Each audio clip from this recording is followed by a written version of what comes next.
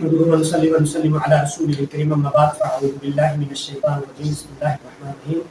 فإن طلقها فلا تحل الله من بعد حتى تنكح زوجا غيره فإن طلقها فلا جناح عليهما أن يتراجعا إن ظنا أن يقيما حدود الله وتلك حدود الله يبينها لقوم يعلمون صدق الله مولانا العظيم معزز سامعین کرام سورہ بقرہ آیت نمبر 230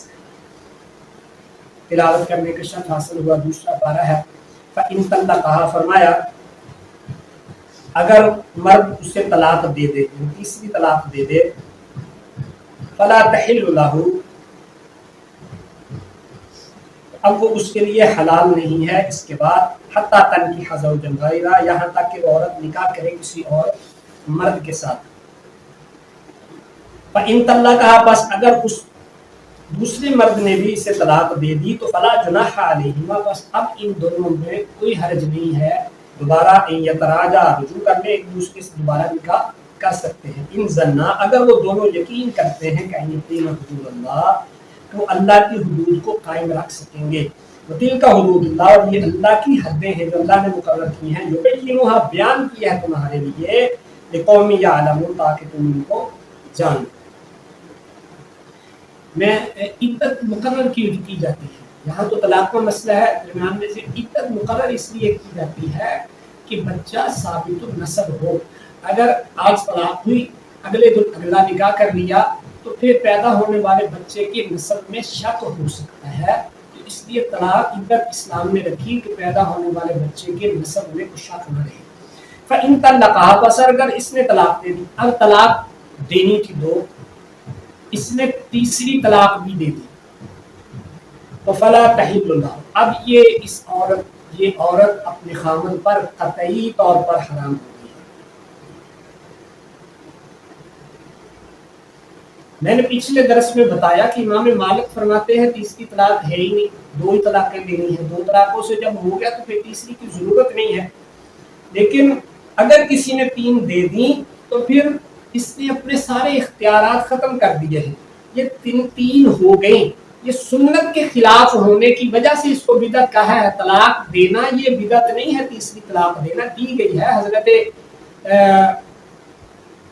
عمر عجلانی رضی اللہ تعالی عنہ نے 3 طلاقیں دی ہیں حضرت محمود بن لبیر رضی اللہ تعالی عنہ کو روایت میں آگے بیان کرتا ہوں تو 3 طلاقیں دی ثابت ہیں یہ دینا جو ہے وہ یہ نہیں ہے کہ وہ بدعت ہے بلکہ تین طلاقیں سنت کے مقابلے میں یعنی سنت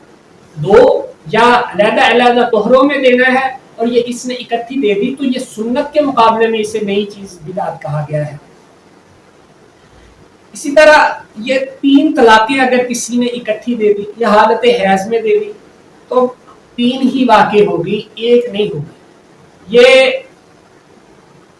اہل سنت میں سے کسی نے انکار نہیں کیا یہ ظواہر میں ابن حزم ظاہری یا اب جو غیر مقلد اہل حدیث ہیں ان میں سے جو روکڑی ہیں وہ تو کہتے ہیں وہ 3 ہی ہیں لیکن یہ جو اب سنائی ہے دوسرا گروپ ہے وہ کہتے ہیں 3 1 ہے تو 3 1 نہیں وہ 3 ہی ہیں ان کو شبہ جو ہوا وہ حضرت عبداللہ ابن عباس رضی اللہ تعالیٰ عنہ کے ایک اثر سے ہوا وہ فرماتے ہیں نبی پاک صلی اللہ علیہ وسلم کے زمانے میں بھی 3 طلاقیں 1 تھی عمر فاروق کے زمانے میں بھی 3 طلاقیں 1 تھی عمر فاروق رضی اللہ تعالیٰ عنہ کے پہلے 2 زمانے میں 2 سالوں میں بھی 3 طلاقیں 1 تھی پھر حضرت عمر نے تمام صحابہ کو اکٹھا کر کے تو 3 کے 3 ہونے کا فیصلہ کر دیا تو یہ حضرت عبداللہ ابن عباس کا اپنا قول ہے موقوف ہے نبی علیہ السلام کا فرمان نہیں ہے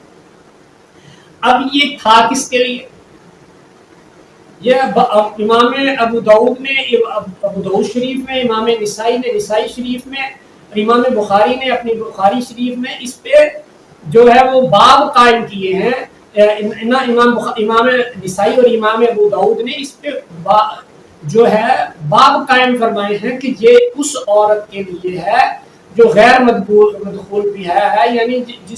جس کی ابھی نکاح ہوا ہے رخصتی نہیں ہوئی اس کے لیے یہ تھا کہ اس کو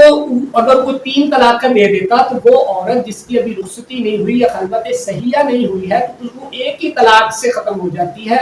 اس کو باقی 2 طلاقوں کا وہ محل ہی نہیں ہے تو اس لیے وہ 3 1 ہی تھی یعنی وہ ایک ہی سے ختم ہو جاتی تھی، وہ تین ایک ہی تھی. تو اس لیے وہ اس حدیث شریف کا مصداق وہ ہے، لیکن ضد کی بنیاد پر انکار کر دیتے ہیں، تین کو ایک کہہ دیتے ہیں. حضرت عبداللہ ابن عباس رضی اللہ تعالی عنہ اپنا ان کے 12 فتاوے ہیں کہ 3 طلاقیں اکٹھی دی جائیں، وہ 3 ہی ہیں. حضرت عبداللہ ابن عباس کے پاس آ کے کسی نے کہا کہ میں اپنی بیوی کو 3 طلاق دے دی، تو حضرت عبداللہ ابن عباس نے برجستہ فرمایا عصیت ربک، تو نے اپنے رب کی نافرمانی کی. وبانت منک امراتک، اور اپنی بیوی کو اپنے سے علیحدہ کر دیا، اب وہ تجھ سے جدا ہو گئی ہے. 3 کو 3 ہی فرمایا کرتے تھے جو اس حدیث کے راوی ہیں. اس کا مطلب ہے کہ وہ ان کے پاس دوسری حدیث شریف آ گئی تھی، جیسے حضرت ابو ہریرہ رضی اللہ تعالی عنہ کی وہ روایت ہے کہ کتا اگر برتن میں منہ ڈال دے تو اس کو 7 دفعہ دھویا جائے، اور اپنا فتویٰ 3 کا ہے، تو اس کا مطلب یہ ہے کہ 3 والی روایت ان کے پاس آ گئی تھی، انہوں نے بیان نہیں کیا، اپنے فتوے سے اس کو بیان کر دیا. اسی طرح عبداللہ ابن عباس نے اپنے فتوے سے 12 فتاوے ہیں. عبداللہ ابن عباس کی طرف تحاوی شریف میں ایک روایت ہے کہ کسی نے آگے کہا میرے چچا نے اپنے بیوی کو 3 طلاق دے دی، تو آپ نے فرمایا ان عمک عصى الله، تیرے چچا نے نافرمانی کی، اللہ کی بات، شیطان کی پیروی کی، ولم یجعل اللہ مخرجا، اب اس کی کوئی خلاصی کی کوئی صورت باقی نہیں رہی. اسی طرح کسی نے کہا کہ میرے 100 طلاق کے خامد نے دے دی، آ کے مسئلہ پوچھا تو ابن عباس رضی اللہ تعالی عنہ فرمانے لگے 3 سے تو وہ تیرے لیے ہمیشہ کے لیے حرام ہوگی، باقی 97 میں تو نے اللہ کی اس کتاب کے ساتھ مذاق کیا ہے. موطا میں امام مالک رحمۃ اللہ تعالی علیہ نے حضرت محمود ابن نبیل کی حدیث شریف بیان کی ہے کہ ایک آدمی نے نبی علیہ السلام کے زمانے میں 3 طلاقیں دے دی. آقا صلی اللہ علیہ وسلم غصے ہوئے، غضبناک ہوئے، اور فرمایا میرے ہوتے ہوئے تم اللہ کی کتاب کو مذاق بنا لیا ہے تم لوگوں نے. یہاں تک کہ ایک صحابی نے عرض کی میں اس کو قتل کر دوں، لیکن نبی علیہ السلام نے اس طلاق کو واپس نہیں لٹایا، وہ طلاق مؤثر رہی، طلاق واپس نہیں کی. اس فعل کو 3 طلاقیں اکٹھی دینے کو غلط سمجھا. حضرت عویمر عجلانی رضی اللہ تعالی عنہ نے 3 طلاقیں اکٹھی دی، نبی علیہ السلام نے اس کو نافذ کر دیا. عبداللہ بن عمر رضی اللہ تعالی عنہ کے زمانے میں فرماتے ہیں کہ کسی کو حیض کی حالت میں 3 طلاقیں دے دی تو نبی علیہ السلام نے اس کو نافذ کر دیا. تو 3 طلاقیں 3 ہی ہوگی، وہ 1 نہیں ہوگی. حضرت ہاں وہ دوسرا علماء نے کہا ہے کہ دوسرا کیا ہے، دوسرا اس کا مصداق وہ طلاق بتہ ہے، یا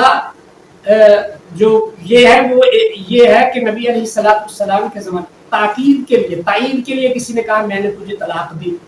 اب تاکید کے لیے، باقی تائید کے لیے، اس کو پکا کرنے کے لیے کہا میں نے طلاق دی. جیسے ہم کسی کو کہتے ہیں چل گھر سے نکل جا. اب دوسرا نکلنا 2 دفعہ نکلنے کے لیے نہیں ہے، پہلی بات کو مؤکد کرنے کے لیے ہے. تو نبی پاک صلی اللہ علیہ وسلم حلف لیتے تھے، پوچھتے تھے،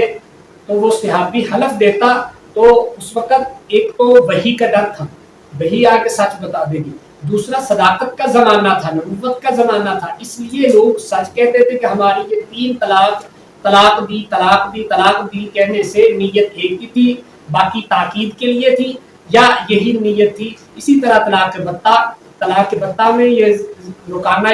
بن عبد یزید رضی اللہ تعالیٰ عنہ طلاق بتہ دی تھی. وہ طلاق بتہ میں 1 کی بھی نیت ہو سکتی تھی، 3 کی بھی ہو سکتی تھی، تو عام طور پر 3 کی ہوتی تھی. حضرت رکانہ نے عرض کی میں نے قسم اٹھا کے کہا میں نے 1 کی نیت کی ہے تو 1 نافذ کر دی.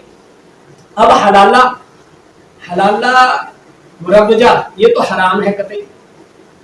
اب اس کے لیے نبی پاک صلی اللہ علیہ وسلم نے فرمایا یہ گناہ کبیرہ ہے، لعن اللہ محلل والمحل له. حضور علیہ السلام نے فرمایا اللہ کی لعنت ہو حلالہ کروانے والے پر اور جس کے لیے کرنے والے پر اور جس کے لیے کیا گیا ہے اس پر، اللہ کی ان پر لعنت ہو کہ انہوں نے. اور مفتی فتویٰ ظاہر پہ دے گا، قاضی فیصلہ ظاہر پہ دے گا. اب کسی کو نہیں پتا کہ ان کی نیت کیا ہے. خامد نے طلاق دی، دوسری جگہ نکاح ہو گیا، اب دوسری جگہ نکاح ہونے کے بعد اس نے طلاق دے دی تو قرآن کے اس حکم پر عمل ہو گیا. تو اب اس حکم پر عمل ہو گیا تو فتویٰ ظاہر پہ قاضی بھی دے گا،